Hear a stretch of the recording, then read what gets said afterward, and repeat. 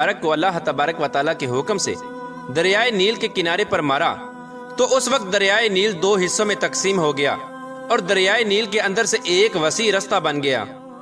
حضرت موسیٰ علیہ السلام اور تمام بنی اسرائیل کے مسلمان اس رستے کو عبور کرتے ہوئے بڑی آسانی کے ساتھ دوسری طرف چلے گئے، اور ادھر فرعون کا لشکر جو حضرت موسیٰ علیہ السلام کے لشکر کا تعاقب کر رہا تھا وہ بھی اسی رستے سے دریائے نیل میں داخل ہو گیا۔ اس طرح جب فرعون کا لشکر دریائے نیل کے بالکل درمیان میں داخل ہوا تو اس وقت اللہ تبارک و تعالیٰ نے دریائے نیل کو مل جانے کا حکم دیا، تو دریائے نیل اللہ تبارک و تعالیٰ کے حکم سے آپس میں مل گیا۔ اس طرح فرعون اور اس کا تمام لشکر اور تمام قبطی دریائے نیل کے اندر غرق ہو کر ہلاک ہو گئے، اور اس طرح فرعون کو ہلاک کر کے اللہ تبارک و تعالیٰ نے دنیا کے لیے عبرت کا نشان بنا دیا۔ چنانچہ فرعون کی ہلاکت کے بعد حضرت موسیٰ علیہ السلام اور تمام بنی اسرائیل کے مسلمان ایک دوسرے مقام پر ٹھہر گئے۔ کچھ عرصے بعد اللہ تبارک و تعالیٰ نے حضرت موسیٰ علیہ السلام کو یہ حکم دیا کہ وہ اپنی قوم کو لے کر دوبارہ مصر میں واپس چلے جائیں۔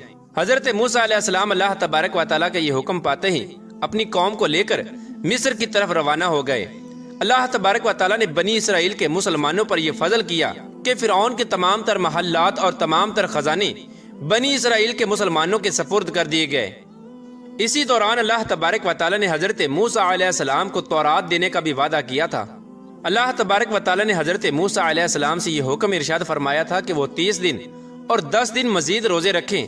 اس کے بعد اللہ تبارک و تعالیٰ حضرت موسیٰ علیہ السلام کو ایک ایسی کتاب دے گا جس کتاب کے اندر اس قوم کے تمام شرعی اصول ہوں گے، جس کے اوپر عمل کر کے یہ قوم اپنی زندگی گزارے گی، اور جس کتاب کے اندر اس قوم کی شریعت ہوگی۔ چنانچہ اس وقت حضرت موسیٰ علیہ السلام نے اپنے بھائی حضرت ہارون علیہ السلام کو قوم بنی اسرائیل پر خلیفہ مقرر کیا، اور خود اللہ تبارک و تعالیٰ کا یہ حکم پورا کرنے کے لیے کوہ طور پہاڑ پر چلے گئے، اور حضرت موسیٰ علیہ السلام کوہ طور پر جا کر اللہ تبارک و تعالیٰ کی عبادت میں مشغول ہو گئے اور روزے رکھنے لگے۔ چنانچہ حضرت موسیٰ علیہ السلام دن میں روزہ رکھتے اور دن رات اللہ تبارک و تعالیٰ کی عبادت میں مصروف رہتے۔ اس طرح جب حضرت موسیٰ علیہ السلام کوہ طور پر تشریف لے گئے تو ادھر سامری جادوگر کو فساد پھیلانے کا موقع مل گیا، اور موسیٰ سامری نے بنی اسرائیل کے تمام مسلمانوں کو بہکانا شروع کر دیا۔